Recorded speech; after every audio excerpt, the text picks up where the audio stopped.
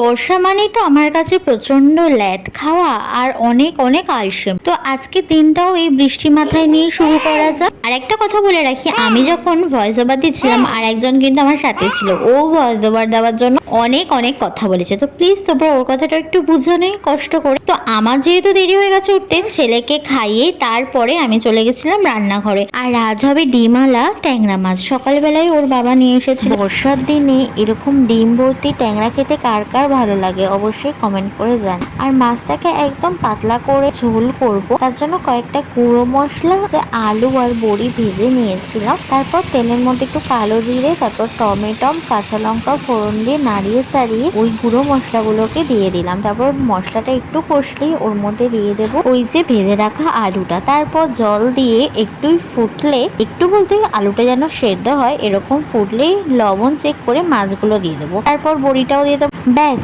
আজকের ট্যাংরা মাছের ঝোল আমাদের কিন্তু একদম রেডি। আর এরকম হালকা ট্যাংরা মাছের ঝোল খেতে কার কার ভালো লাগে অবশ্যই জানি, আমার তো ভীষণ ভালো লাগে। এই দিয়ে না সত্যি বলছি গরমে একদম বেস্ট এক থালা ভাত কিন্তু খাওয়াই যায়, কি বলো বন্ধুরা? তো আজকের ভিডিওটা এইটুখানি। তোমাদের কেমন লাগছে অবশ্যই জান। ভালো লাগে লাইক কমেন্ট শেয়ার আর চ্যানেল সাবস্ক্রাইব করে দিও। টাটা, দেখবেন নেক্সট ভিডিওতে।